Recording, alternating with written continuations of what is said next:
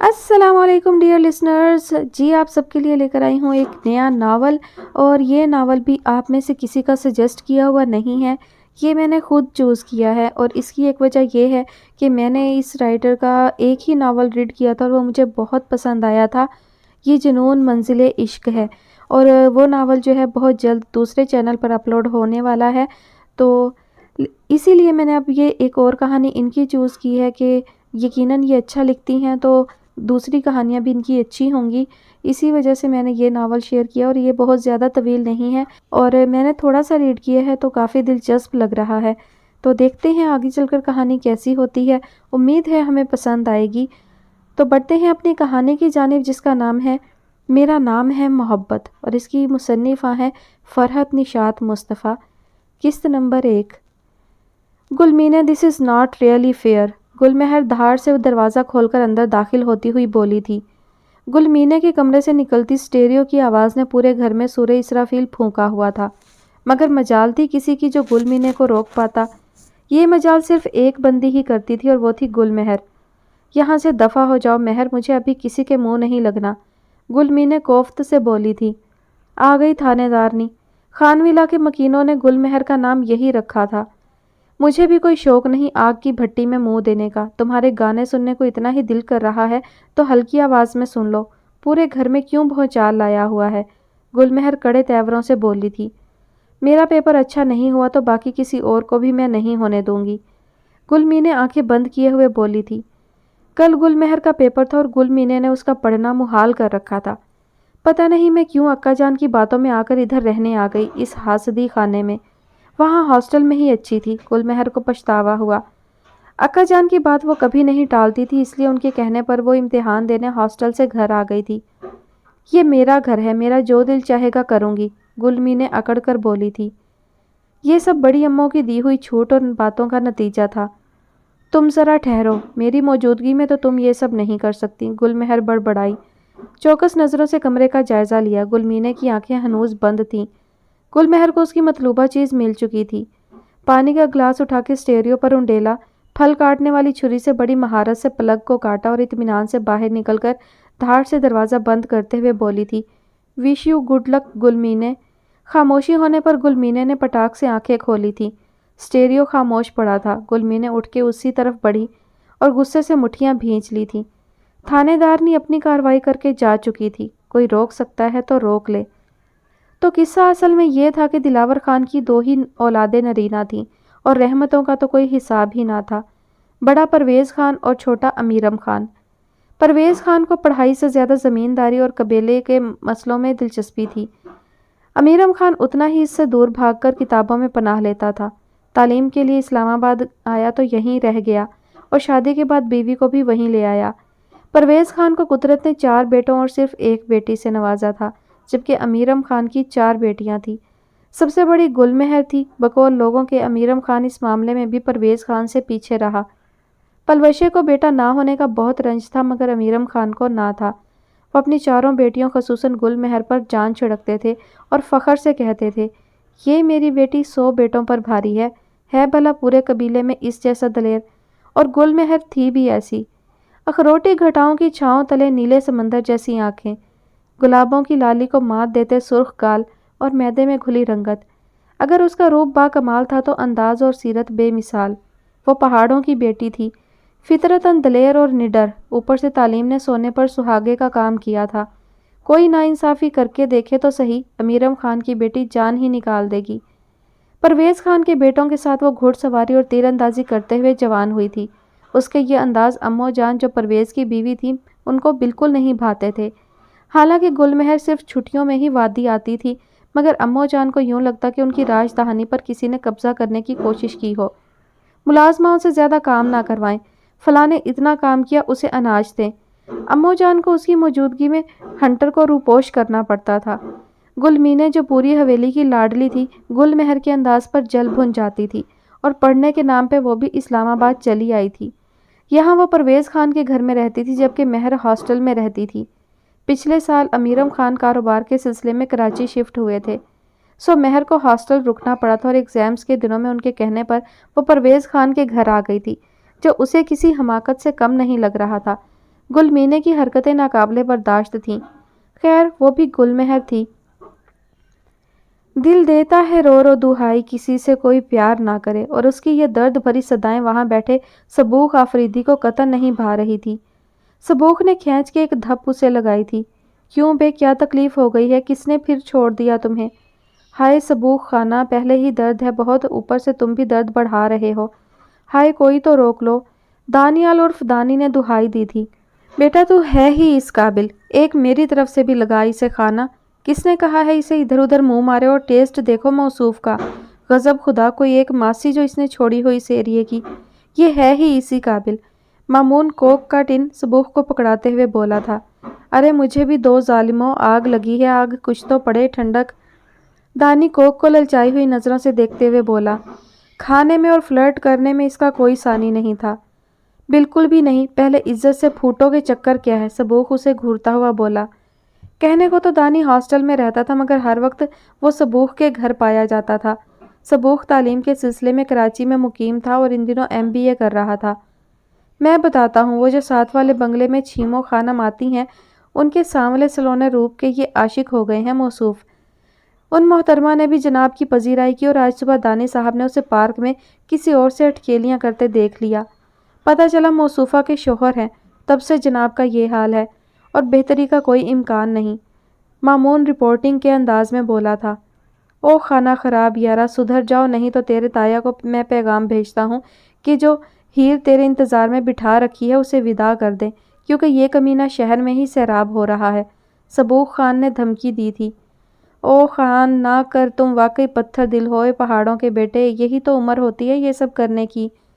کیوں کبھی تجھے کسی نے متاثر نہیں کیا؟ یہاں کچھ نہیں ہوا تمہیں سبوخ؟ ابھی تمہیں محبت نہیں ہوا اس لیے یہ سب کہہ رہے ہو، جب محبت ہوگی تو پتہ چلے گا۔ دانی اپنے سینے پہ ہاتھ رکھتے ہوئے بولا تھا۔ پسند آنے میں اور گود میں بٹھانے میں فرق ہوتا ہے الو، تمہاری طرح نہیں ہوں جو ہر کسی کا پلو تھام لیتے ہو۔ سبوخ خان آفریدی کا دل اگر ایک ہے تو ملے گا بھی ایک کو جو اس قابل ہوگی، بالکل خالص کھری سچی۔ ملاوٹ مجھے پسند نہیں، سبوخ آفریدی نے نیم دراز ہوتے ہوئے اپنا نظریہ پیش کیا تھا۔ آج کل ایسی لڑکیاں ڈراموں میں بھی نظر نہیں آتی، نہ کہانیوں میں۔ اور بھائی سب 2 نمبر کا دور ہے، دانی کھیکھی کرتے ہوئے بولا۔ اور سبوخ ویسے بھی تمہارے ہاں تو بچپن سے ہی رشتے طے کر دیے جاتے ہیں، تو بتاؤ کوئی بھابھی ہے ہماری وادی میں؟ مامون بھی شوق ہوا۔ قطعاً نہیں، سبوخ آفریدی کو باندھنے والا کوئی پیدا نہیں ہوا۔ میں اپنے فیصلے خود کرنے کا عادی ہوں، اور ویسے بھی مجھے قبیلے کے رسم و رواج پسند نہیں ہیں۔ سبوخ اتنی قطعیت سے بولا تھا کہ دانی اور مامون اس کی شکل دیکھنے لگے تھے۔ اس وقت وہ روایتی خان ہی لگ رہا تھا۔ سنہرے کانچ جیسی آنکھوں میں شراروں کی سی لپک تھی، سفید رنگت میں سرخی مزید گھل گئی تھی۔ وہ اپنے فیصلوں میں اٹل تھا، مگر یہ جانے بغیر کبھی کبھار نہ چاہتے ہوئے رسم و رواج کی زنجیروں میں پابند سلاسل ہونا پڑتا ہے۔ وادی نے برف کا سفید چولا اتار پھینکا تھا اور سرسبز، سرخ اور گلابی رنگوں کا لبادہ اوڑھ لیا تھا۔ وادی کا حسن دیکھنے سے تعلق رکھتا تھا۔ گل مینے کی شادی کا ہنگامہ شروع ہو چکا تھا۔ پلوشہ بچیوں کو لے کر پہنچ چکی تھی۔ امیرم خان ان کے ساتھ نہیں آئے تھے، انہیں بارات والے دن آنا تھا۔ امو جان کی تیوریوں کے بل دور سے بھی گنے جاتے تھے، اور آج شام ڈھلے گل مہر کے کارنامے نے انہیں جیسے جلتے توے پر بٹھا دیا تھا۔ تھانے دارنی جی نے آتے ساتھ ہی چارج سنبھال لیا تھا۔ امو کے تیسرے نمبر والے امروز خان کی خوب دھلائی ہوئی تھی گل مہر کے ہاتھوں۔ کیوں ہاتھ لگایا رے میرے بچے کو؟ امو جان گررائی تھیں۔ توبہ کیسا نیلو نیل کر دیا تھا ان کے بچے کو۔ بچہ؟ یہ بچہ ہے؟ گستاخی معاف امو جان، یہ بچہ نہیں، پورا شیطان ہے۔ حرکتیں دیکھیں اس کی، چشمے پہ پانی بھرتی لڑکیوں کے ساتھ بدتمیزی کر رہا تھا۔ پرویز خان کا نام مٹی میں ملا رہا تھا۔ کچھ حیا سکھائیں اسے، ورنہ 2 دن میں مار مار کے اسے دمبا بنا دوں گی، مہر قہر بھرے لہجے میں بولی تھی۔ حسب معمول وہ وادی کی سیر کو نکلی تھی۔ ان دنوں وادی کا روپ تو ویسے بھی دیکھنے سے تعلق رکھتا تھا۔ رنگ برنگے پھول، نیلے ٹھنڈے پانی کے چشمے، پہاڑوں سے بہتے جھرنے، سبز نرم گھاس، یہ سب مہر کو دیکھ کر بڑی تراوٹ ملتی تھی۔ اس کی حسین وادی، اس کے لوگ، کتنا اچھا لگتا تھا اسے جب سب اسے امیرم خان کی بیٹی پہچان کر عزت دیتے تھے۔ آخر کو مائی باپ تھے اس علاقے اور قبیلے کے۔ گو کہ اس طرح عورتوں کا یوں منہ اٹھائے گھومنا کسی کو پسند نہیں تھا اور نہ ہی اجازت تھی، مگر گل مہر کو کون روکتا؟ وہ جب بھی آتی بڑی سی چادر پہن کے گھونگھٹ نکالے خوب گھومتی تھی، بنا پرویز خان کی تیوریوں کی پرواہ کیے۔ منہ سنبھال کے بات کرو گل مہر، یہ مرد بچہ، یہ اس کا علاقہ ہے، جو دل کرے گا یہ کرے گا۔ تم ہوتا کون ہے؟ اماں جان غصے سے بولی تھی۔ اس کا علاقہ ہے تو اکیلے کا نہیں ہے، سب کی زمین ہے یہ۔ اور میں بتاؤں ابھی کون ہوں میں؟ گل مہر نے امروز کو گھورا تو وہ ماں کے پلو سے ہاتھ چھڑا کر فوراً 9 تو 11 ہو گیا تھا۔ ابھی پچھلی ٹھکائی نہیں بھولا تھا۔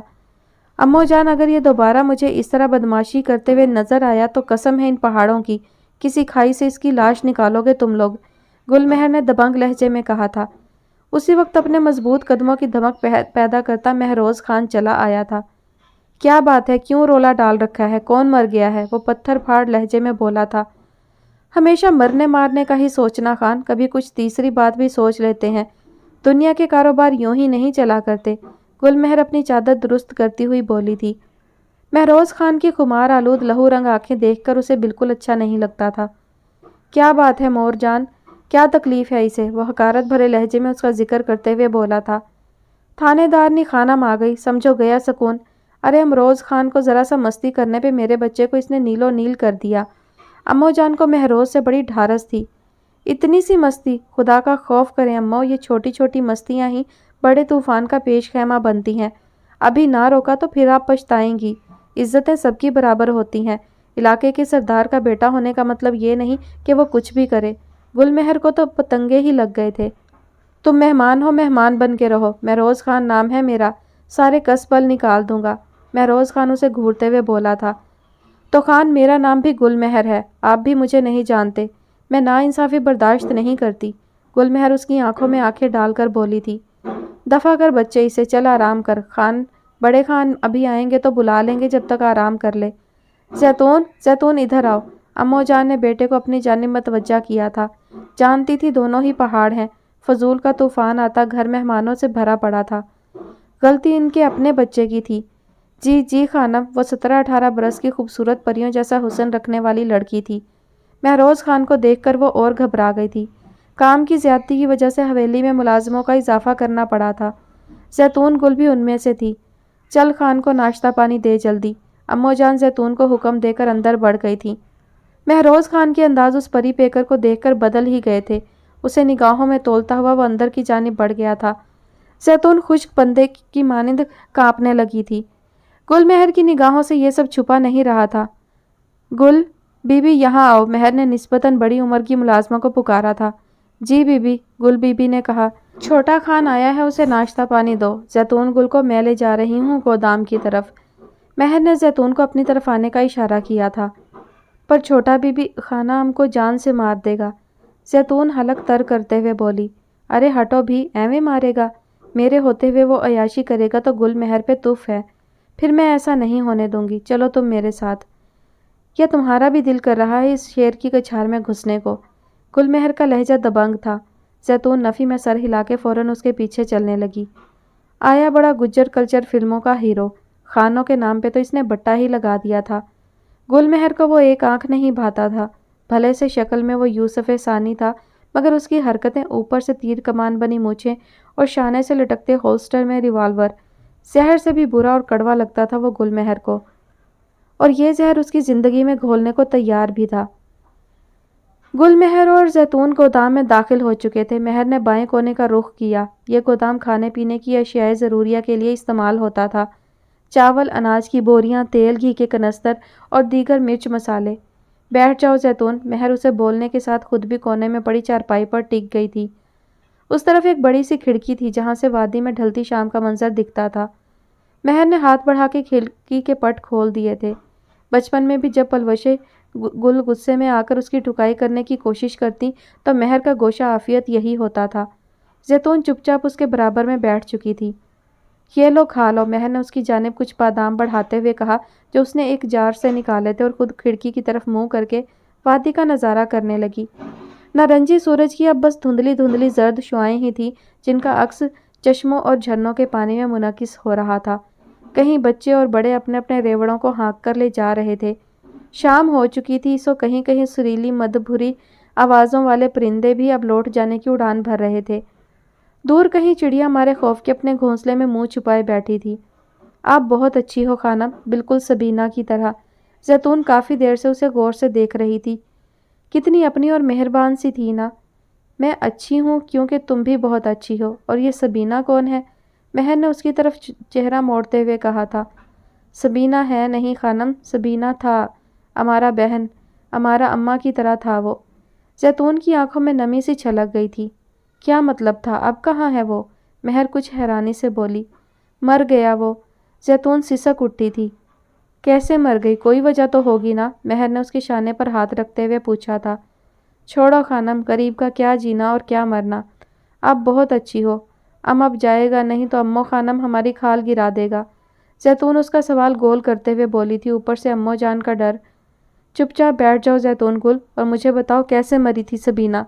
گل مہر اس کے گھبرائے اور پردہ پوشی والے انداز پر چونک گئی تھی۔ اندر کی تھانے دارنی کو اب رپورٹ لیے بغیر قرار کیسے ملتا؟ خانم ہم کو معاف کر دو، ہم جائے گا۔ زیتون کو اب اپنی جذباتیت کا احساس ہوا تھا۔ زیتون، گل مہر سخت لہجے میں بولی تھی۔ وہ یہیں کام کرتا تھا، پھر ایک دن وہ ریوڑ لے کے گیا تو واپس نہیں آیا۔ ایک کھائی سے اس کا لاش ملا 4 دن بعد۔ زیتون نے سر جھکاتے ہوئے بتایا تھا۔ جانور چرانے لوگ چوٹیوں پر نہیں چڑھا کرتے، پھر وہ کھائی میں کیسے پہنچ گئی؟ زیتون کبھی سوچا نہیں تم لوگوں نے؟ ہم کو نہیں معلوم، ہم کو جانے دو۔ زیتون روحانسی ہو گئی تھی۔ نہیں زیتون گل، ایسے نہیں، سبینہ کو قتل کیا گیا نا، کسی نے اس کی جان لی۔ دولت کے لیے تو سوال ہی نہیں پیدا ہوتا۔ یقیناً اس کا حسن اس کے لیے عذاب بنا ہوگا، اور تمہارے انداز بتا رہے ہیں تم مجرم سے واقف ہو، تو بتاؤ۔ گل مہر اس کی آنکھوں میں جھانکتے ہوئے بولی تھی۔ نہیں، ہم کو نہیں معلوم، زیتون نے انکار کیا۔ تمہیں معلوم ہے، مجھ سے اڑنے کی کوشش نہ کرو، میں مہر ہوں، اڑتی چڑیا کے پر گن سکتی ہوں۔ جلدی بتاؤ، نہیں تو میں بہت الٹی کھوپڑی کی لڑکی ہوں۔ مہر نے آخر میں دھمکی لگائی تھی۔ کیا فائدہ خانم، ہمارا بہن تو واپس نہیں آئے گا۔ کوئی چور کو کچھ بھی نہیں کہہ سکتا نا؟ زیتون نے جیسے کوئی کلو دیا تھا۔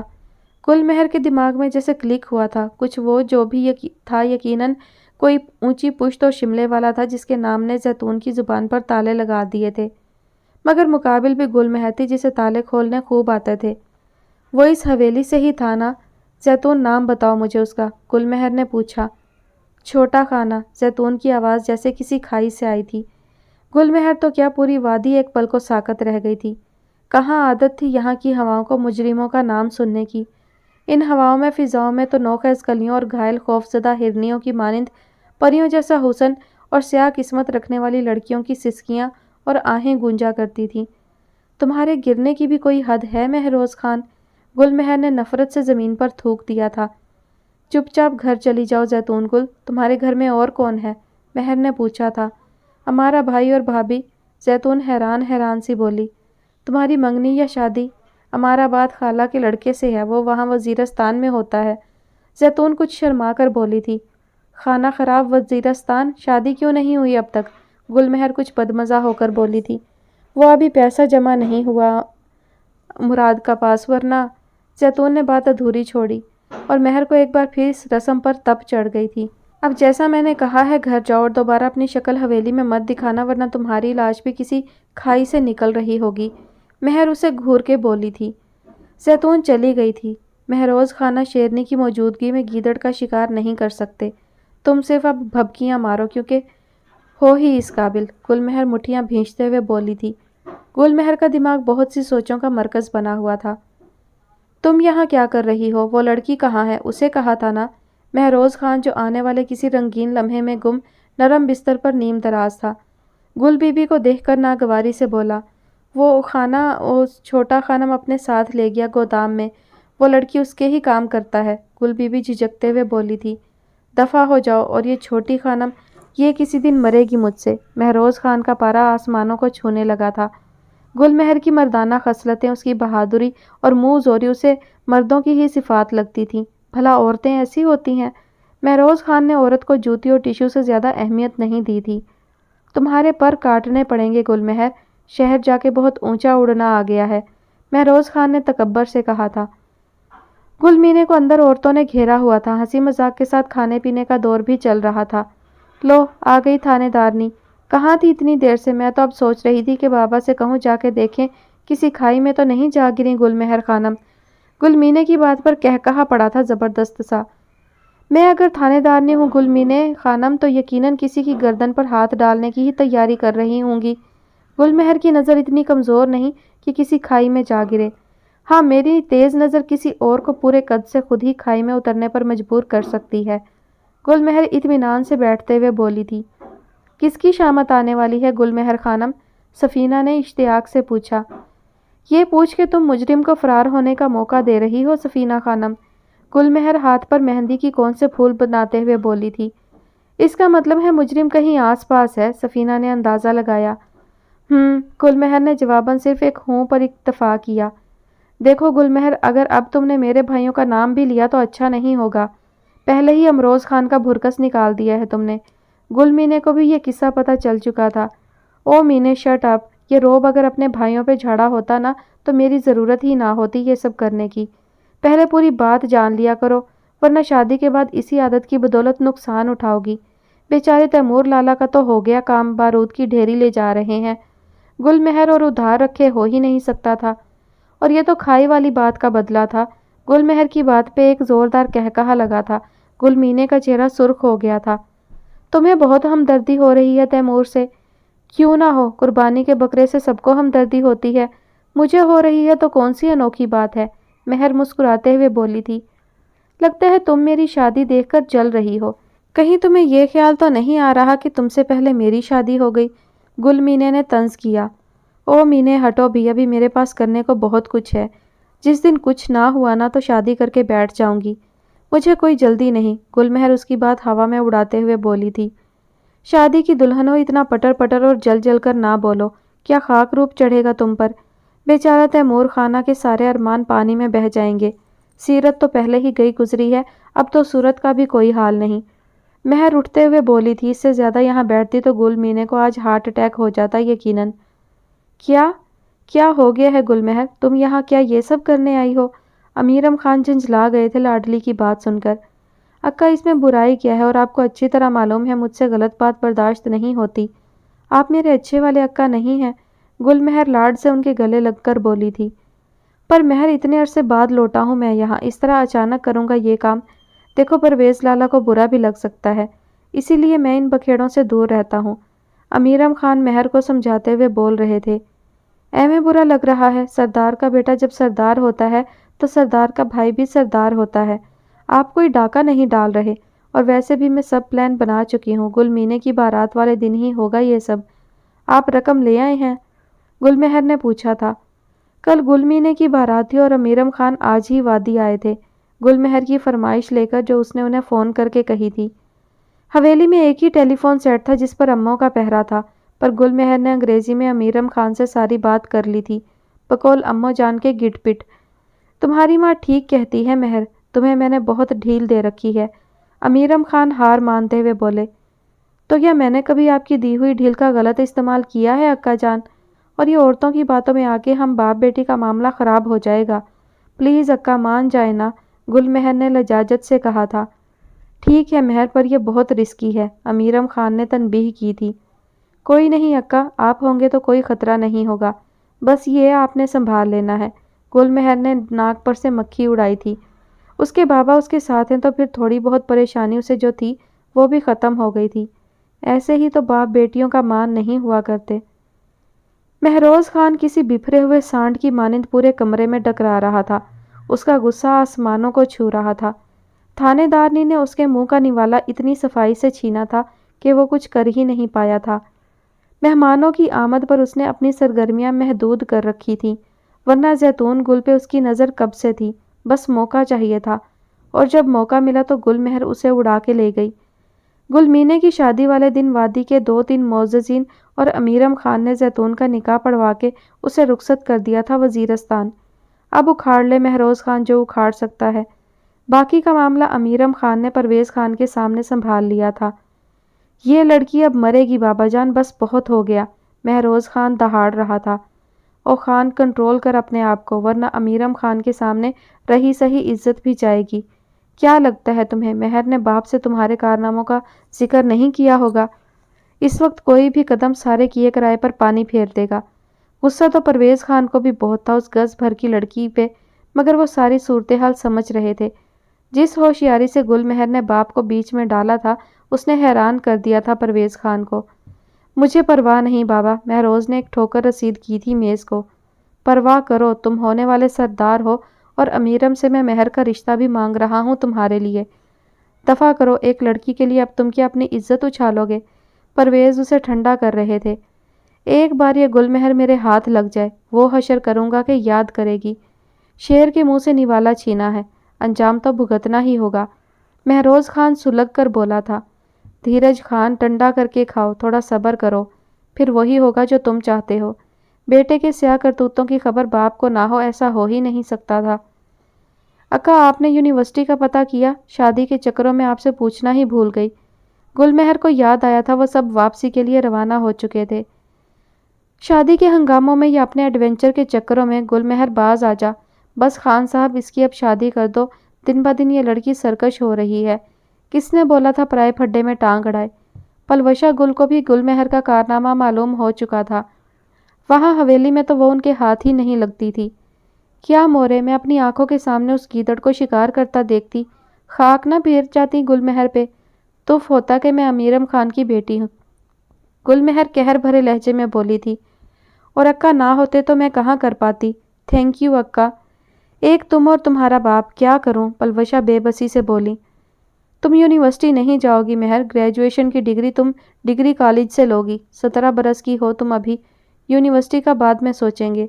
امیرم خان نے اپنا فیصلہ سنایا تھا۔ اکا، دس از ناٹ فیئر، کیا فرق پڑتا ہے 2 سال بعد جاؤں یونیورسٹی یا پھر ابھی؟ مہر چڑ گئی تھی۔ مہر، تمہارا کیا بھروسہ، وہاں جا کے کسی کا سر پھاڑ دو۔ جب تھوڑا اور میچور ہوگی تو یوں نہیں جانا، فی الحال نہیں۔ امیرم خان قطعیت سے بولے۔ شیور اکا، شیور مہر بچے۔ اچھا پیارے اکا، پھر مجھے شوٹنگ کلب کی ممبرشپ دلا دیں کیونکہ ایڈمیشن میں وقت ہے۔ گل مہر نے ان کی بات مانتے ہوئے نئی فرمائش کی تھی۔ خبردار خان صاحب، جو اسے گولی چلانا سکھایا، کل کو یہ بولے گی مجھے جہاز اڑانا ہے تو آپ کیا اس کی ہر بات مانو گے؟ پلوشا گل کو بہت زور سے غصہ آیا۔ او مورے، کچھ نہیں ہوتا، اور یہ جہاز اڑانے کا خیال بھی اچھا ہے، مگر پہلے میں ڈرائیونگ سیکھوں گی۔ پھر اکا مجھے دلا رہے ہیں نا ٹریننگ؟ مہر نے تصدیق چاہی۔ کیوں نہیں، میرے بچے کی جیسی مرضی۔ امیرم خان کی بات پر پلوشا گل نے سر تھام لیا تھا۔ یہ لڑکی، اس کا کچھ نہیں ہو سکتا۔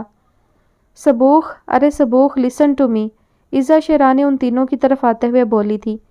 ارے یہ مکھن کی ڈلی اور برگد کی جھڑی ہوئی شاخ پھر آ گئی مغز خراب کرنے، دانی بدمزہ ہو کے بولا تھا۔ چلو بچوں، آج تمہیں تفریح کراتے ہیں۔ سبوخ آفریدی آج بہت موڈ میں تھا۔ کیسی ہو عزا؟ اس نے اخلاق نبھایا۔ او سبوخ، میں بتا نہیں سکتی تمہیں دیکھ کے مجھے کیا فیل ہوتا ہے، تمہاری پرسنالٹی، اف مائی گاڈ، عزا نے سٹائل سے کہا۔ مجھے بھی بہت کچھ فیل ہوتا ہے عزا ڈیئر، کیا میں کہہ دوں؟ سبوخ بھی بات پر عزا دل تھام کر رہ گئی تھی۔ مجھے کہنے دو عزا شیرانی، یہ تمہاری شکل دیکھ کے مجھے پھول یاد آتا ہے۔ سبوخ کی آنکھوں میں اس وقت شرارت سی چمک تھی۔ کون سا پھول؟ دانی نے فوراً چونچ ہلائی۔ گلاب کا، چنبیلی کا، یا پھر کوئی اور؟ مامون کہاں پیچھے رہتا۔ نہیں، گوبھی کا پھول، سبوخ سنجیدگی سے بولا اور عزا کا منہ پھول گیا تھا۔ اور یہ تمہاری زلفیں، ان کو دیکھ کے کسی گھنی چھاؤں کا گمان ہوتا ہے۔ سبوخ ہونٹ دبا کے بولا تھا۔ کون سی چھاؤں؟ دانی ہنسی ضبط کر کے بولا تھا۔ پرانے برگد کی چھاؤں، سبوخ دونوں ہاتھ باندھ کر سنجیدگی سے بولا تھا۔ مامون اور دانی کی ہنسی چھوٹ گئی تھی۔ عزا شیرانی پاؤں پٹک کر جا چکی تھی۔ خس کم جہاں پاک، دوبارہ نہیں آئے گی۔ سبوخ ہاتھ جھاڑتے ہوئے اپنی نشست دوبارہ سنبھال چکا تھا۔ مامون اور دانی بھی ہنستے ہوئے بیٹھ گئے تھے۔ اپنے پھوڑے کی طرح دکھتے سر کو سنبھال کر وہ بمشکل اٹھ بیٹھی تھی۔ اسے کچھ یاد نہیں آ رہا تھا کہ وہ یہاں کیسے پہنچی تھی۔ تم، کمرے میں داخل ہوتے شخص کو دیکھ کر اس کا دماغ ہی گھوم گیا تھا۔ میں بھی کہوں، اس وادی میں چھوٹے خان کے علاوہ کون اتنا غیرت سے عاری ہو گیا ہے جو دوسروں کی عزت پر ہاتھ ڈالتا پھرے؟ وہ چٹخ کر بولی تھی۔ جتنا چیخنا ہے چیخ لو، افسوس کے کچھ ہی لمحوں میں تم اس لائق ہی نہیں رہو گی۔ مہروز خان کے چہرے پر مسکراہٹ تھی۔ ٹھیک کہتی تھی گل مہر، چھوٹا خان انسان نہیں شیطان ہے۔ میں تمہیں نہیں چھوڑوں گی مہروز خان۔ گل شفا اس کی آنکھوں میں آنکھیں ڈال کر بولی تھی۔ زندہ بچو گی تو کچھ کرو گی نا، اور وہ تمہاری گل مہر، ایک دن اس کا بھی یہی انجام ہوگا۔ مہروز سرد مہری سے بولا تھا۔ گل شفا کی آنکھیں سفید پڑ گئی تھیں۔ شکاری پھر شکار کر چکا تھا۔ رات کے اندھیرے میں وادی کے پر ہول سناٹے میں کسی کلی کے چٹکنے کی آواز دور تک پھیلی تھی۔ صبا نے مایوسی سے ان آوازوں کو سنا اور سر جھٹک کر رخ بدل لیا۔ یہ لڑکا اور کچھ نہیں، صرف میری جان جلانے کے لیے یہ حرکتیں کر رہا ہے۔ نہیں سنبھالنا یہ سب تو منع کر دے۔ وہ شمریز خان ڈاکٹری کے نام پر ادھر بیٹھا اور یہ پہلے MBA کے لیے بیٹھا تھا، اب یہ نئی سوجی ہے سیاسیات میں ماسٹرز کی۔ ایک بات بتا صبوخ آفریدی، کیا چاہتے ہو؟ شہباز آفریدی غصے سے پھنکار رہے تھے۔ بابا جان، میں کوئی ڈرامے نہیں کر رہا، آپ مجھے سیاست میں دھکیلنا چاہتے ہیں تو کم از کم مجھے کچھ معلوم تو ہو، اور صرف 2 سال کی ہی تو بات ہے، جب تک شمریز بھی فارغ ہو جائے گا، اور ابھی آپ کون سا اکیلے ہیں، بہزاد لالا ہے نا آپ کے ساتھ؟ صبوخ نرم لہجے میں بولا تھا۔ تم سچ کہہ رہے ہو نا، یہ 2 سال بعد پھر کوئی نیا شوشہ چھوڑو گے؟ شہباز آفریدی نے یقین دہانی چاہی۔ ایک تو وہ سب میں چھوٹا تھا، اوپر سے اس کا پل پل بدلتا مزاج۔ یہ ایک ہونے والے سیاستدان کا وعدہ ہے بابا جان، صبوخ شرارت سے بولا۔ صبوخ، شہباز آفریدی نے تنبیہ کی۔ سوری بابا جان، 2 سال بعد، promise I will back. Sabookh نے ہنستے ہوئے اپنا ہاتھ ان کے ہاتھوں پر رکھ دیا تھا، اور کون جانتا تھا کہ صبوخ آفریدی واقعی میں یہ عہد نبھانے والا تھا۔ امداد خان، اتنے عرصے بعد وادی سے آئے ہو، خیر تو ہے نا سب؟ گل مہر امداد خان کو دیکھ کر رک گئی تھی۔ جی سب خیر ہے، وہ بس گھر والی بیمار تھی تھوڑی، امداد خان مؤدب سا بولا۔ اچھا، گل شفا نے کوئی پیغام، کوئی خط نہیں دیا میرے لیے؟ گل مہر نے بے چینی سے پوچھا۔ اتنا عرصہ ہو گیا تھا، گل شفا نے کوئی رابطہ نہیں کیا تھا۔ آپ کو نہیں پتا خانم، وہ تو مر گئی، امداد خان نے انکشاف کیا۔ کیا؟ مر گئی؟ کیسے مر گئی؟ کیا ہوا تھا؟ گل مہر کا تو مغز ہی گھوم گیا تھا۔ پتہ نہیں جی، اس کی کچلی ہوئی لاش ملی تھی، شاید پہاڑوں پر سے گری ہو، امداد خان سر جھکا کر بولا تھا۔ انہی پہاڑوں کے بیچ وہ پل کر جوان ہوئی تھی، ایسے کیسے مر گئی وہ؟ گل مہر چیخ کر بولی تھی۔ ہمیں کیا معلوم وہ کیسے مری، بس مر گئی، امداد خان نگاہیں چرا کر بولا۔ تو پتہ کرو نا امداد خان، ورنہ ایک دن کوئی تمہارا اپنا بھی یوں ہی کسی کھائی سے ملے گا۔ گل مہر سمجھ چکی تھی یہ کس کا کارنامہ تھا۔ مہروز خان، تمہارا کھانا خراب ہو، اللہ ہی تمہیں پوچھے کیوں تمہارا دل نہیں کانپتا۔ گل مہر کی نیلی آنکھوں میں کرب کی سرخی پھیل چکی تھی۔ گل مہر کہاں ہے، کھانے پر کیوں نہیں آئی؟ امیرم خان فکر مندی سے بولے۔ وہ اکا آپا کی طبیعت تھوڑی خراب ہے، گل رخ جھجکتے ہوئے بولی تھی۔ طبیعت نہیں، دماغ خراب ہے اس لڑکی کا، اور کچھ نہیں، وادی جانے کی ضد لگائے بیٹھی ہے، پلوشا غصے سے بولی تھی۔ وادی؟ مگر کیوں؟ امیرم خان حیرت سے بولے۔ گل مینے کی شادی کے بعد وہ لوگ پھر وادی نہیں گئے تھے، اب تو گل مینے کی شادی کو بھی 2 سال ہونے والے تھے۔ اچھا میں دیکھتا ہوں، اسے بلاؤ۔ گل رخ قہوہ کا کپ لیتے ہوئے اسے بلانے کا کہا۔ آپ نے بلایا اکا جان؟ گل مہر سنجیدگی سے بولی تھی، اس وقت لاؤنج میں وہی دونوں تھے۔ وادی کیوں جانا ہے مہر؟ امیرم خان بھی سنجیدگی سے بولے تھے۔ مجھ سے اب برداشت نہیں ہوتا اکا جان، وہ کمینہ دن بدن اپنی ہوس پوری کرنے کے لیے گھر کے گھر اجاڑتا پھر رہا ہے، میں اس کے سینے میں گولی اتاروں گی تو میرے کلیجے میں ٹھنڈ پڑے گی اکا، اس کی وجہ سے گل شفا بھی مر گئی۔ گل مہر وحشت زدہ ہو کر بولی تھی۔ مہر کام ڈاؤن، میں بات کروں گا لالا سے، امیرم خان اسے ٹھنڈا کرتے ہوئے بولے تھے۔ آپ کو کیا لگتا ہے کہ تایا کو اپنے لاڈلے کے کارناموں کی خبر نہیں ہوگی؟ انہی کی شہ پر وہ ناچ رہا ہے۔ گل مہر کسی صورت قابو میں نہیں آ رہی تھی۔ مہر، میں نے کہا نا کہ میں بات کروں گا، یاد ہے نا میں نے کہا تھا کہ جب تک تمہاری تعلیم پوری نہیں ہوتی تب تک ہم وادی نہیں جائیں گے، امیرم خان نے اسے یاد دلایا۔ اور تب تک اسے ایسے ہی چھوڑ دیں؟ گل مہر نے تنفر سے کہا۔ نہیں، کچھ کرتے ہیں، اور یونیورسٹی میں ایڈمیشن شروع ہو گئے ہیں، تم تیاری کر لو، امیرم خان نے اطلاع دی تھی۔ ٹھیک ہے، ایم اے سیاسیات کے لیے فارم لا دیں مجھے، گل نے روٹھے پن سے بولی۔ ایم اے انگلش کرنے والی تھی نا تم، پھر اب؟ امیرم خان حیرانی سے بولے۔ بس اکا جان، اب موڈ نہیں ہو رہا ہے میرا، میں جاؤں اب؟ ہاں جاؤ، مگر پہلے کھانا کھا لینا یاد سے۔ گل مہر سر ہلاتے ہوئے چپ چاپ اٹھ گئی تھی۔ 2 سال اور رک جاؤ مہروز خان، مرو گے تو تم گل مہر کے ہاتھوں۔ گل مہر نے جلتے دماغ سے سوچا تھا، گو کہ وہ گریجویشن کر چکی تھی اور وقت کے ساتھ ساتھ میچور بھی ہو چکی تھی، مگر آج بھی اس کا گرم خون جب جوش مارتا تو سب کی شامت آ جاتی تھی۔ انتہا ہو گئی انتظار کی۔ صبوخ آفریدی اس وقت IT کے سامنے بائک پر کوہنی کے بل نیم دراز ہوا تھا۔ بلیک جینز پر مسٹرڈ کلر کی شرٹ پہنے، آنکھوں پر سیاہ گلاسز لگائے وہ یہ گنگنا رہا تھا۔ وجہ تسمیہ دانیال اور مامون صاحب تھے جو 1 گھنٹے سے IT میں گھسے ہوئے تھے، اور صبوخ ان کی یاد میں گنگنا رہا تھا۔ وہ بھی کل ہی شہر لوٹا تھا، 2 ماہ ہو چکے تھے MA کی کلاسز کو شروع ہوئے۔ دانی اور مامون نے بھی دوستی نبھاتے ہوئے اس کے ساتھ ایڈمیشن لے لیا تھا۔ سبوخ نے صرف وادی اور ذمہ داریوں سے بچنے کے لیے ایڈمیشن لیا تھا، ورنہ ایسا کوئی خاص شوق نہ تھا اسے۔ شرم تو آتی نہیں ہے تمہیں؟ خانہ خراب ایک ہی جھوٹ کو 100 لڑکیوں سے کہتے ہوئے۔ ارے فرشتے بھی تم پہ لعنت بھیجتے ہوں گے کہ ایک تو گدھا جھوٹ بولتا ہے، وہ بھی سب ایک جیسا۔ گل مہر خشمگی نظروں سے اس لڑکے کو گھورتی ہوئی بولی تھی۔ یہ عرفان کیانی تھا۔ سائنس ڈپارٹمنٹ سے فلرٹ کرنے میں اس کا کوئی ثانی نہیں تھا۔ آج بھی وہ اردو ڈپارٹمنٹ کی خدیجہ یوسف کو جھوٹے سپنے دکھا رہا تھا۔ اب یہ خدیجہ کی خوش قسمتی کہیں یا عرفان کیانی کی بدقسمتی کہیں، گل مہر کے تیز کان سب سن چکے تھے۔ قسم سے باجی خدیجہ کے ساتھ میں واقعی فیئر ہوں، عرفان منمنایا۔ سبوخ دلچسپی سے یہ تماشا دیکھ رہا تھا۔ مکمل پردے میں وہ جیدار سی لڑکی عرفان کیانی کی اچھی خاصی دھلائی کر چکی تھی۔ ارے باجی ہو گئے تم خود، تم جیسوں کو تو اٹھا کے نیٹی جیٹی کے پول سے نیچے پھینک دینا چاہیے۔ آئندہ کے بعد ڈپارٹمنٹ کے علاوہ کہیں اور نظر آئے تو گولی مار دوں گی۔ اب نکلو یہاں سے۔ گل مہر نے تڑی لگائی۔ اور تم بھی کچھ عقل کے ناخن لو، ہر کسی کے کان کے نیچے تو وہ گھسا رہتا تھا، تمہیں بھی پوری یونیورسٹی کو چھوڑ کے یہی ٹھگ دکھا تھا۔ اب خدیجہ کی شامت تھی۔ بس کیا کروں، یہ لڑکے یوں ہی مغز خراب کر دیتے ہیں، وہ باتیں ہی ایسی کرتا تھا۔ اچھا میں چلتی ہوں، کلاس ہے میری۔ خدیجہ چلی گئی تھی، گل مہر بھی سر جھٹک کر چل پڑی تھی۔ کیا پیارے، کیا دیکھا جا رہا ہے؟ دانی کوہنی مارتے ہوئے بولا تھا۔ جھانسی کی رانی کا سیکول دیکھ رہا تھا، پتہ نہیں ہے کون؟ جھانسی کی رانی، یہ کون ہے بھائی؟ دانی حیران ہوا۔ اوئے کہیں یہ گل مہر خان کی تو بات نہیں کر رہا؟ واللہ کیا توپ چیز ہے، مامون کانوں کو ہاتھ لگا کر بولا تھا۔ وہی نقاب پوش نیلی آنکھوں والی؟ دانی نے پوچھا۔ ہاں، مامون نے سر ہلایا۔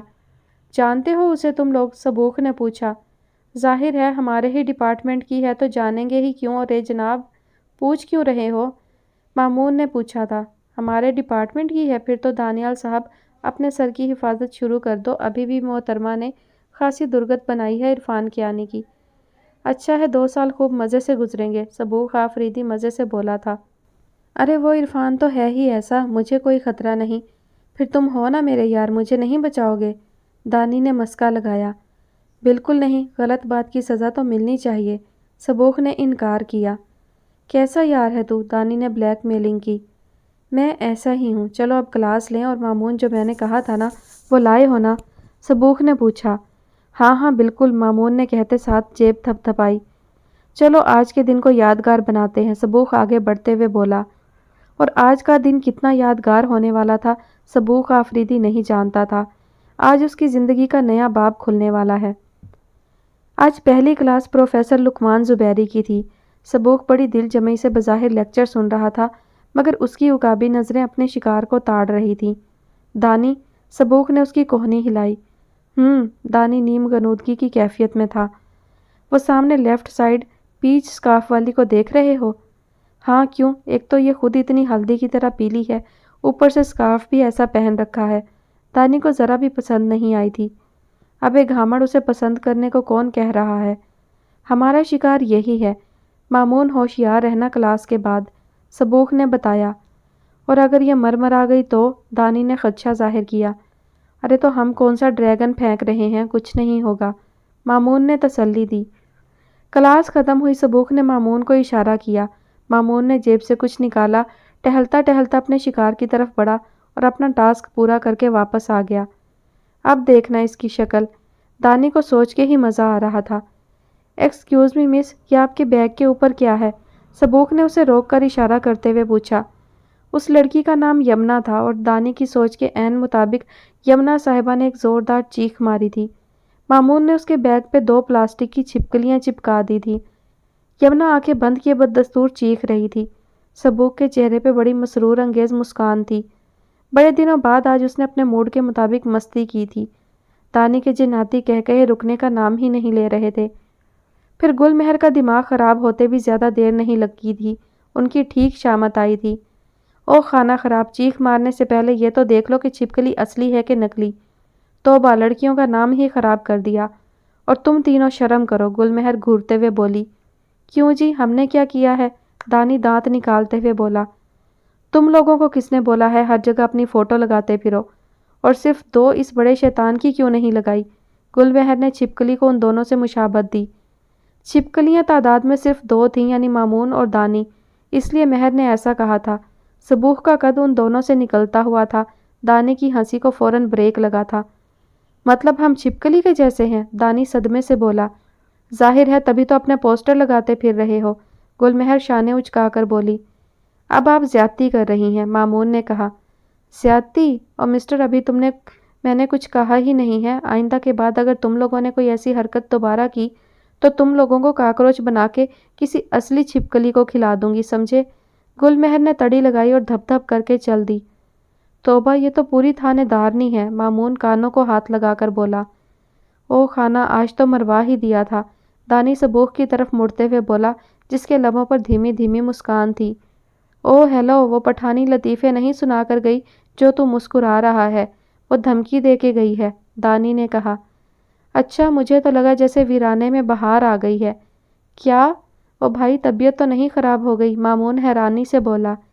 سب ٹھیک ہے، چلو لائبریری چلتے ہیں۔ نیلی سمندری آنکھوں کا جادو چل گیا تھا۔ پلوشے، کیا بات ہے، کچھ پریشان ہو؟ امیرم کافی دیر سے دیکھ رہے تھے پلوشے کچھ پریشان سی ہے۔ خان، بات ہی پریشانی والی ہے، اب اس عمر میں یہ سب؟ ابھی تو بچیوں کی شادی کرنی تھی ہمیں، پھر یہ دوبارہ سے اولاد کا چکر کتنا عجیب لگے گا، پلوشہ فکر مندی سے بولی تھی۔ پلوشے، یہ تو اللہ کی دین ہے، وہ چاہے جب بھی دے، امیرم انہیں تسلی دیتے ہوئے بولے تھے۔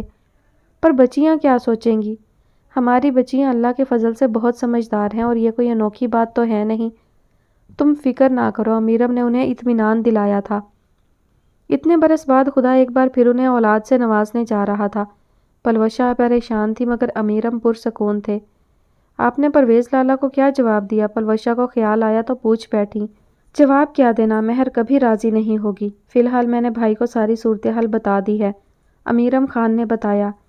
مہروز خان کی ساری کارگزاریوں سے گل مہر اور وہ واقف تھے۔ آنکھوں دیکھی مکھی بھلا کون نگلتا ہے؟ خان، حد ہوتی ہے، وہ لڑکی ذات ہے، آپ اس کی ہر بات مانتے ہو۔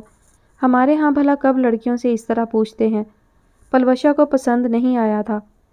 حد کرتی ہو پلوشہ، جانور نہیں ہے وہ، ہماری بچی ہے۔ خدا اور رسول کا بھی یہی حکم ہے اور وہ کبھی غلط نہیں کہتی۔ تم زیادہ مت سوچو، امیرم کچھ ناگواری سے بولے تھے۔ ہاں بھائی، صاحبزادی کی شان میں کوئی کچھ نہ بولے، گستاخی ہو جائے گی، پلوشے غصے سے بڑبڑاتی رہ گئیں۔ مہروز؟ جی بابا، مہروز کچھ ناگواری سے بولا۔ اس وقت وہ نکسک سے تیار باہر جانے کو تیار تھا۔ ادھر آؤ، کچھ بات کرنی ہے تم سے، پرویز نے اسے بلایا۔ کیا بات ہے؟ صبح نہیں ہو سکتی بات کیا؟ مہروز کچھ چڑ کر بولا تھا۔ نہیں، ابھی بات کرنی ہے، امیرم خان کا فون آیا تھا آج، کہہ کر پرویز نے اس کے چہرے کے تاثرات کا جائزہ لیا۔ تو پھر؟ مہروز، اپنی سرگرمیاں محدود کر لو، تمہارے سارے کارناموں کی خبر ہے امیرم کو، اس طرح وہ کبھی ہمیں رشتہ نہیں دے گا۔ نہیں دیتا تو نہ دے، ایک ان کے لیے میں اپنے کام نہیں چھوڑ سکتا، ویسے بھی گل مہر کوئی آسمان سے نہیں اتری ہوئی، مہروز ناگواری سے بولا۔ مہروز، تم اچھی طرح جانتے ہو یہ شادی ہونا کتنا ضروری ہے، میں تمہاری حرکتوں سے خود تنگ آ گیا ہوں، اپنے آپ کو محدود کر لو، میں تمہیں منع نہیں کر رہا، مگر کم از کم اپنے علاقے کی حدود میں یہ سب نہیں چلے گا اب، پرویز خان نے وارننگ دی تھی۔ بابا، ایک بات آپ بھی سن لیں، شادی کروانی ہے نا آپ کو تو ہو جائے گی چاہے جیسے بھی ہو۔ مہروز چادر جھٹکتے ہوئے اٹھ کھڑا ہوا تھا۔ مہر، گل رخ نے پکارا۔ ہاں، کیا بات ہے؟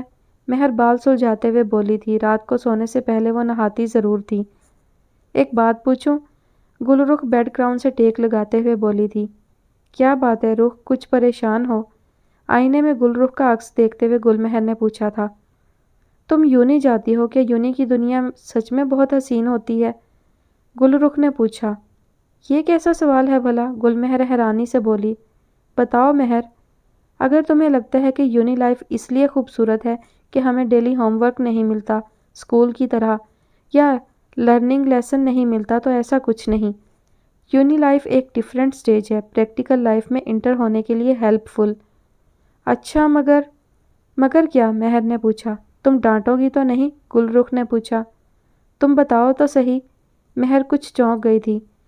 وہ جاذب ہمدانی کہتے ہیں یونی لائف بہت خوبصورت ہے، بہت اچھے ریلیشن بنتے ہیں لڑکے اور لڑکی کے درمیان، گل رخ بولی۔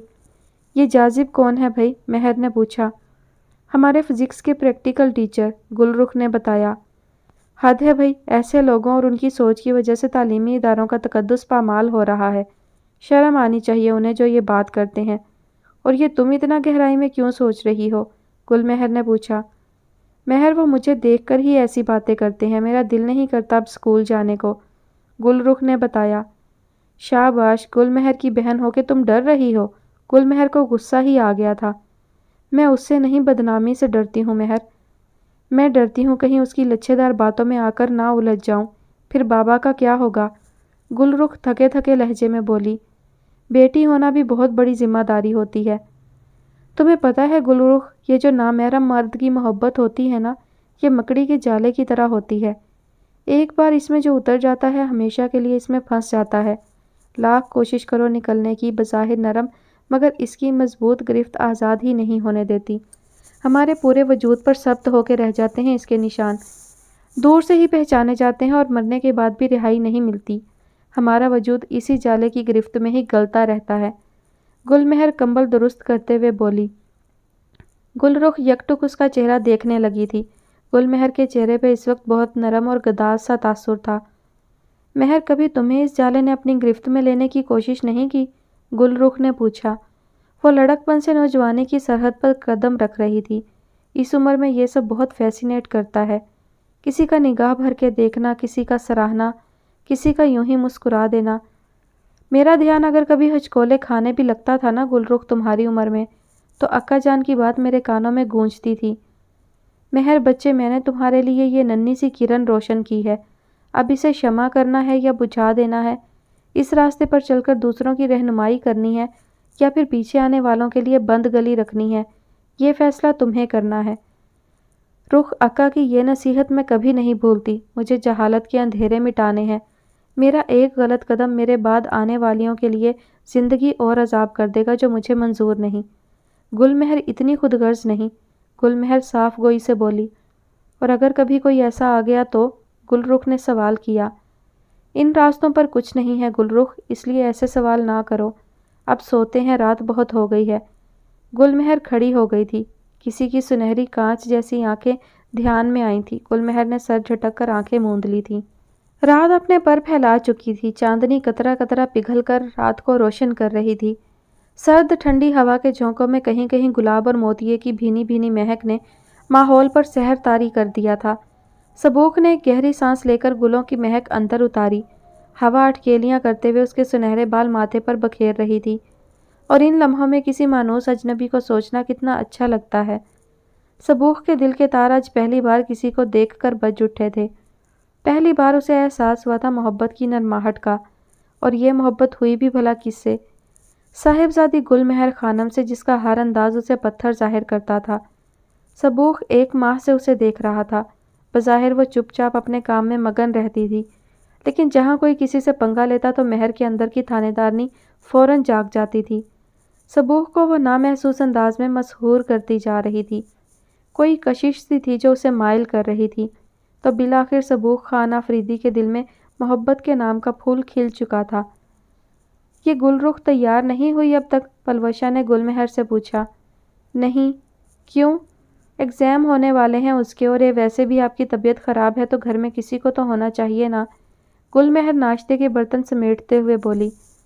دیکھا پلوشے، میں نے کہا تھا نا ہمارے بچے بہت سمجھدار ہیں، تم خامخواہ ہی پریشان ہو رہی تھی، امیرم خان بولے۔ اس لڑکی سے تو مجھے کسی قسم کی عقل مندی کی امید نہیں ہے خان، اب یہی دیکھ لیں، رخ کے ایگزام ہونے والے ہیں اور اسے گھر میں بیٹھنے کا بول رہی ہے۔ پلوشا کی بات پر گل مہر نے سر پکڑ لیا تھا۔ او مورے، کیا کرتی ہیں آپ؟ پیپرز کی تیاری گھر میں کرتے ہیں، اسکول کا سارا سلیبس مکمل ہو چکا ہے، اب کیا کرے گی وہ جا کے؟ گل مہر نے چبا چبا کر کہا۔ بس یہ تو اپنی منمانی ہی کرے گی، پلوشے چڑ گئی تھیں۔ آج بھابھی کا فون بھی آیا تھا خان، پلوشا نے بتایا۔ اچھا، سب خیر تو ہے وہاں؟ جی بس، پلوشا چائے کے کپ پر ہاتھ پھیرتے ہوئے بولیں، وہ کچھ آزردہ سی تھی۔ کیا بات ہے؟ امیرم خان نے فوراً محسوس کیا تھا۔ خان، بھابھی بول رہی تھی اتنے سال بعد اگر بچہ پیدا کرنے ہی لگی ہو تو اب کی بار لڑکا پیدا کر لینا تاکہ تمہارا سہارا بنے، پلوشا دھیرے سے بولی تھی، مگر گل مہر سن چکی تھی۔ آپ کہہ دیتی نا ان سے، انہوں نے کیے ہیں نا 4 بیٹے پیدا، کون سا سہارا بن رہے ہیں ان کا، الٹا پورے خاندان کا نام بدنام کر رکھا ہے۔ اور یہ نصیحت وہ گل مینے کو بھی کر دیتی نا، وہ بھی تو 2 بیٹیاں پیدا کر چکی ہے۔ گل مہر غصے میں آئی تو بولتی چلی گئی، دیکھا خان، اس لڑکی کی زبان، یہ میرے سامنے رہی نا تو میرا بی پی شوٹ کر جائے گا۔ پلوشہ اپنا سر تھامتے ہوئے بولی تھی۔ اس لیے گل رخ کو رکنے کا بولا ہے، پتہ مجھے نہیں برداشت ہوتی میں آپ سے، پھر بھی کہتی ہیں گل مہر عقل مند نہیں۔ چلیں اکا، دیر ہو رہی ہے، گل مہر کھڑے ہوتے ہوئے بولی۔ صبوح آفریدی کی تو آج گویا دل کی کلی کھل گئی تھی، براہ راست نہ صحیح، بالواسطہ ہی صحیح، وہ مخاطب تو ہوئے۔ آج پروفیسر زبیری کی کلاس میں ڈسکشن تھی، سوشل میڈیا اکاؤنٹس پر لڑکیوں کی طرف سے گل مہر بول رہی تھی جبکہ لڑکوں کی طرف سے صبوح آفریدی بول رہا تھا۔ ہمارے سوشل میڈیا اکاؤنٹس ہمارے ID کارڈ کی طرح ہونا چاہیے، فل پرائیویسی سے، جس کا پتہ صرف ان کو ہوتا ہے جن پہ ہم اعتبار کرتے ہیں۔ مگر بہت افسوس سے کہنا پڑتا ہے کہ ہم سوشل میڈیا پر دوستی اور سوشلزم کے نام پر ہر ایک سے اور ہر کسی سے ریلیشن کر لیتے ہیں، بنا جانے پہچانے، اور پھر نقصان اٹھاتے ہیں۔ گل مہر ہاتھوں میں پین گھماتے ہوئے بولی تھی، ایسا ضروری تو نہیں ہوتا نا ہر کیس میں یہ ہوتا ہو۔ سوشل میڈیا ایکچولی ریلیشنز کو گلوبل پوائنٹ پر ڈیولپ کرنے کا نام ہے، ایک دوسرے کو جاننے اور سمجھنے کا نام ہے۔ صبوح نے اس کے اعتراض کا جواب دیا، معذرت کے ساتھ، مگر یہ سب کہاں ہوتا ہے، یہاں تو یہ عالم ہے کہ اگر آج کسی کو اس سوشل میڈیا نے سر پر بٹھا رکھا ہے تو رات تک اسے اس شہرت کے آسمان سے اتار بھی دیا جاتا ہے، اور پھر پتہ ہی نہیں چلتا کہ وہ گیا کہاں، اور پھر اس سے جو اخلاقی برائیاں پیدا ہو رہی ہیں اس کا کیا؟ اس سلسلے میں تو پیرنٹس کو اپنا کردار ادا کرنا چاہیے نا کہ وہ چیک اینڈ بیلنس رکھیں، صبوح نے جواب دیا۔ اسے بھی دور جدید کا کمال کہیں کہ انٹرنیٹ کی تار کے ذریعے دنیا بھر سے جڑے رہنے والے ہفتوں تک ساتھ رہنے والے ماں باپ اور بہن بھائی سے بے خبر رہتے ہیں، اور ماں باپ بھی ماڈرنزم کے نام پر اولاد کو ڈھیلا چھوڑ دیتے ہیں۔ اصل میں جب تک ہم اپنے آپ سے، اپنے اصل سے کٹے رہیں گے تب تک یہ چیزیں درست نہیں ہوں گی، گل مہر نے صبوح کو گھورتے ہوئے جواب دیا تھا۔ اس کا مطلب یہ ہے کہ ٹیکنالوجی کو چھوڑ کر ہم پتھر کے دور میں چلے جائیں، صبوح نے طنز کیا۔ تو ابھی کون سا ہم ترقی کی بلندیوں کو چھو رہے ہیں؟ یہی حالات رہے تو ایک دن ہمارا حال پتھر کے دور سے بھی برا ہے۔ جب انسان کے رشتے ناطے مادی ضرورتوں پر قربان کر دیے جائیں تو پھر انسانیت اپنی معراج سے پستی میں گر جاتی ہے۔ ہماری معراج ہمارے روایات سے جڑے رہنے میں ہے۔ ٹیکنالوجی کا استعمال اگر حد میں رہتے ہوئے کیا جائے تو اس کا کوئی نقصان نہیں، اور اگر کسی قسم کی حد بندی نہ کی گئی تو سڑکوں پہ، پارکوں میں، یہاں تک کہ درس گاہوں میں بھی جس قسم کے تماشے ہو رہے ہیں آزاد خیالی کے نام پر، وہ صرف تباہی کی داستان ہے اور بس۔ گل مہر نے بات ہی ختم کر دی تھی اور اس کے ساتھ ہی کلاس بھی ختم ہو گئی تھی۔ ابے سالے، یہ کیا بونکیاں مار رہا تھا؟ اس نے کتنے آرام سے ہمارے خان کو کلین چٹ دے دی، دانی صبوح کو پنچ مارتے ہوئے بولا۔ اور اس نے لے بھی لی، مامون گھورتے ہوئے بولا۔ تو کون سا غلط کہہ رہی تھی وہ؟ اس کا لفظ درست تھا، صبوح نے حمایت کی تھی۔ ہیں، اتنا ٹھنڈا خان؟ دانی حیران ہوتے ہوئے بولا۔ بیٹا، آج جو اس نے ٹریلر شو کیا ہے نا، صاف لگ رہا ہے ایگزام میں بھی ٹاپ کرے گی۔ تو بھول جا اپنی پوزیشن، مامون نے پیشن گوئی کی۔ تو اپنی کالی زبان بند ہی رکھ، اس کی حمایت کرنے کا مطلب یہ نہیں کہ میں اپنی پوزیشن بھول جاؤں گا۔ جو چیز میری ہے وہ کسی اور کی نہیں ہو سکتی، صبوح قطعیت سے بولا۔ پلیٹ میں رکھ کے نہیں ملنے والی پوزیشن، اس بار بڑی ٹکر کا مقابلہ ہوگا، دانی نے کہا۔ پھر تو اور بھی مزہ آئے گا، چلو اب لائبریری چلتے ہیں، صبوح کھڑا ہوتے ہوئے بولا تھا۔ پہلے کینٹین چلتے ہیں، اتنی گرما گرم بحث کے بعد گرما گرم چائے اور سموسے تو ہونے ہی چاہیے نا، دانی نے کہا۔ چل بھائی، پہلے کینٹین ہی چلتے ہیں، یہاں زبان ہماری سوکھ گئی تھی بحث کر کے اور بھوک اس کو لگ رہی ہے۔ چل بھائی، صبوح نے اسے گھورتے ہوئے کہا تھا۔ آج تو مہر تم نے کمال کر دیا، سونیا سموسوں کے ساتھ انصاف کرتے ہوئے بولی تھی۔ ایسا بھی کیا کر دیا میں نے؟ مہر نے سوالیہ نظروں سے اسے دیکھتے ہوئے پوچھا۔ صبوح آفریدی کو تو بالکل ہی چپ کرا دیا تم نے، یونیورسٹی کا ٹاپر رہ چکا ہے وہ۔ تو کوئی غلط بات تو نہیں کی نا؟ مہر نے کندھے اچکاتے ہوئے کہا۔ ویسے لڑکیوں، مجھے لگتا ہے کہ یہ صبوح آفریدی جان بوجھ کر آج تم سے ہارا ہے بحث، کومل نے کہا۔ کیوں، میں کیا اس کے ماموں کی بیٹی ہوں جو وہ ہار گیا؟ گل مہر چڑھ کر بولی تھی۔ یار تھانے دارنی، تم نے نوٹ نہیں کیا، وہ جب بھی تمہیں دیکھتا ہے تو اس کی آنکھوں میں جیسے 100 واٹ کے بلب روشن ہو جاتے ہیں، کومل نے مزے سے کہا۔ کیا تمہارا دماغ چل گیا ہے کومل؟ کیوں سر پھڑوانا ہے اپنا؟ گل مہر کے تو سر پہ لگی تلوے پہ بجھی۔ سچ میں مہر، مجھے بھی ایسا لگتا ہے، ورنہ سبوخ آفریدی کسی کو نہیں بخشتا۔ پھر تمہارے ساتھ یہ رعایت کیوں کی؟ تم کبھی غور تو کرو، سونیا نے کہا۔ بہت ہو گئی بکواس، اول تو ایسا کچھ نہیں ہے، اور اگر ایسا ہوا بھی تو یقین کرو 10 منٹ بھی نہیں لگاؤں گی اس کا فیوز اڑانے میں۔ گل مہر کے تیور انتہائی خطرناک تھے۔ کہیں ایسا تو نہیں مہر، تم بچپن سے انگیجڈ ہو؟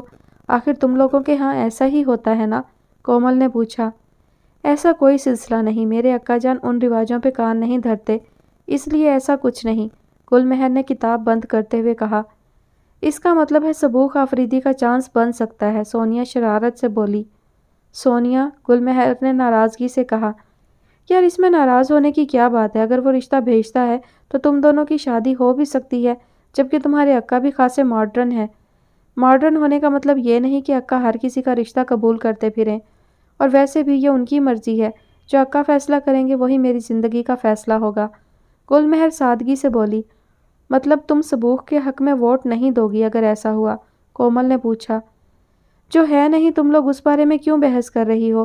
ایک بات اچھی طرح سن لو، نہ سبوخ نہ کوئی اور، میرا ووٹ کسی کے حق میں نہیں ہوگا، کیونکہ اس بارے میں فیصلہ کرنے کا حق میرے ماں باپ کو ہے، اور بس۔ گل مہر کھڑی ہوتے ہوئے بولی۔ کدھر؟ لائبریری، گل مہر نے کہا۔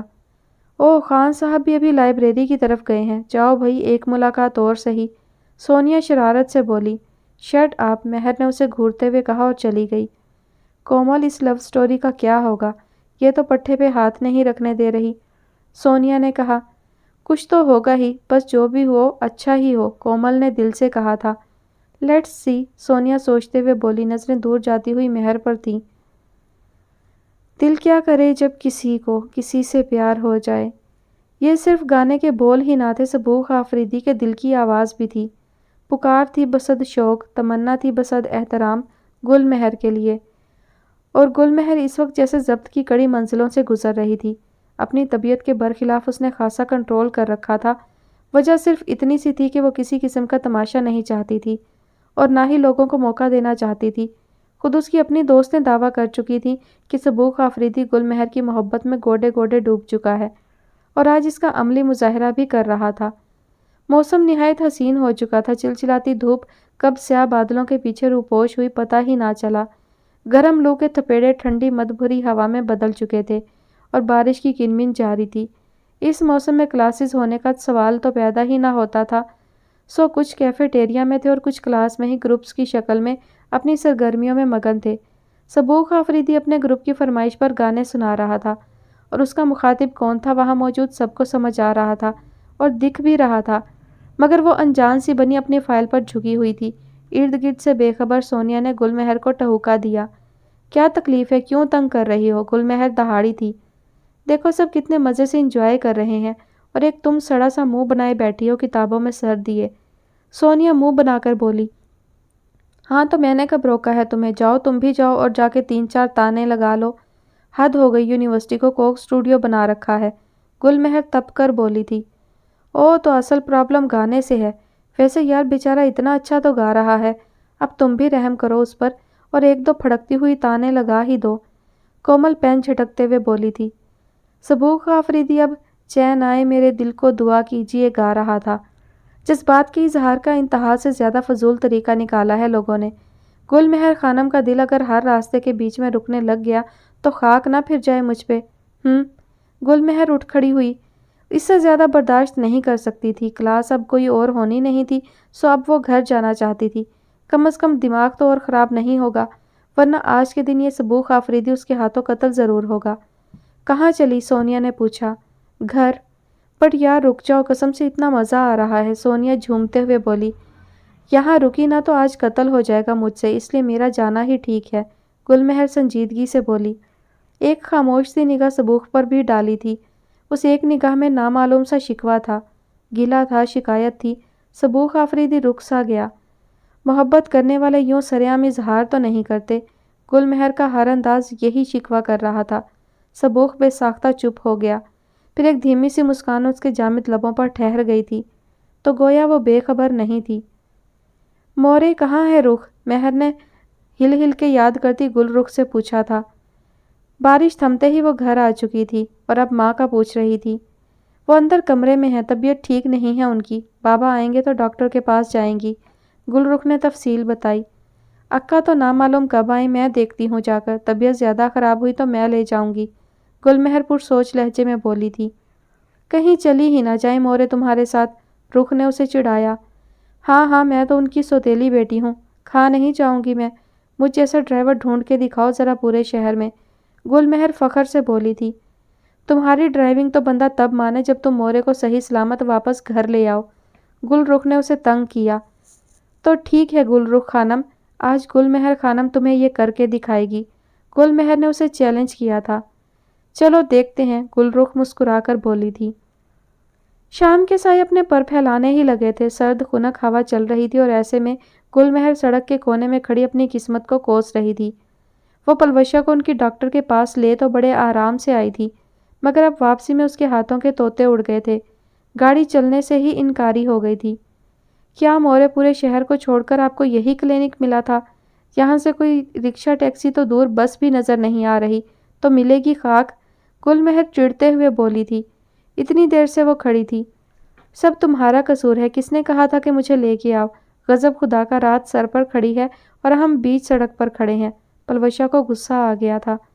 मोरे, ये कोई अच्छी बात नहीं है, आप हर दफ़ा मुझे ही गलत साबित करती हैं।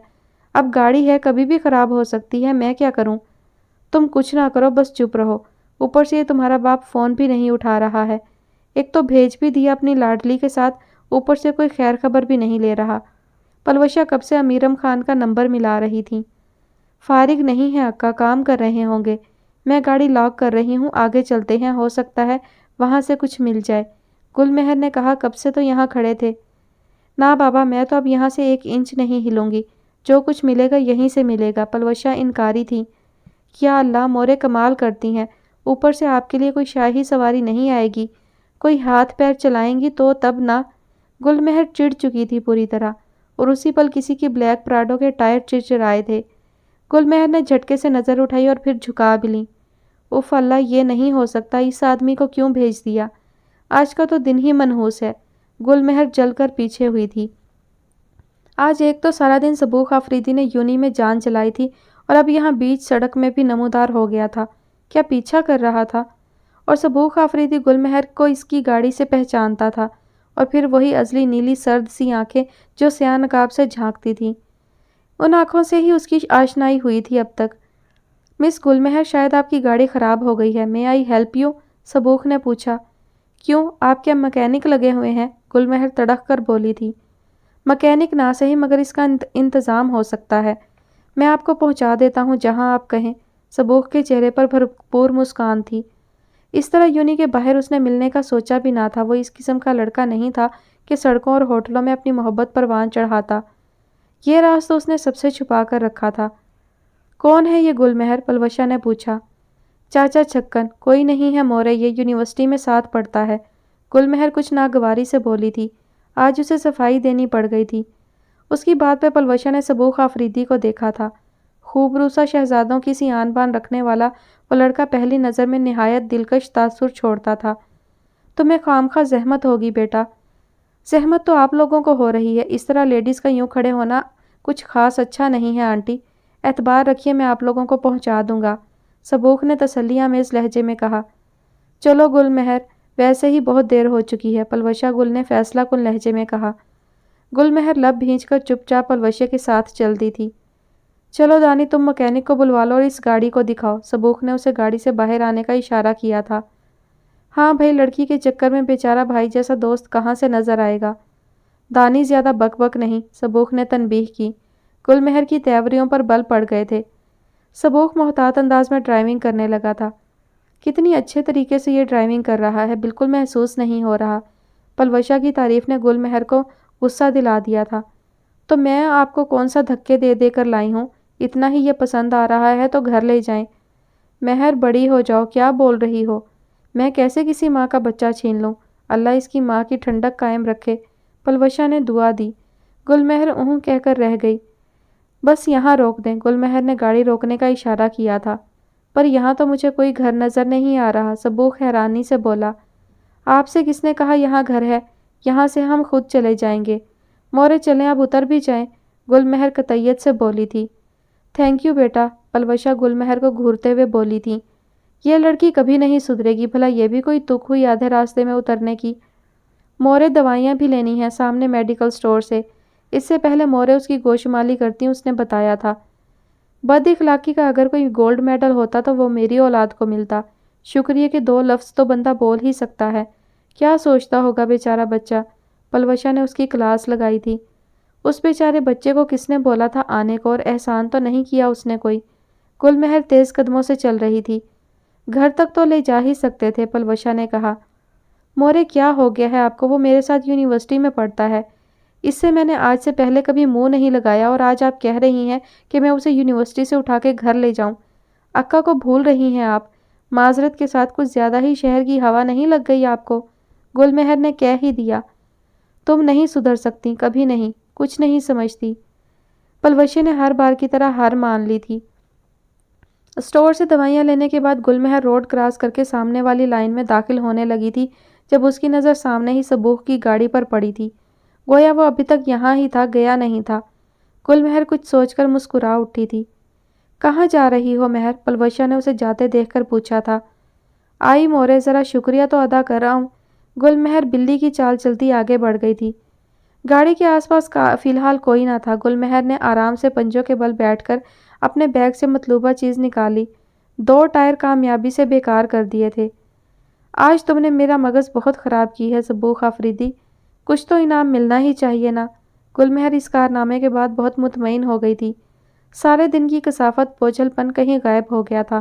گل مہر بڑے مطمئن انداز میں چلتی ہوئی وہاں سے نکل آئی تھی۔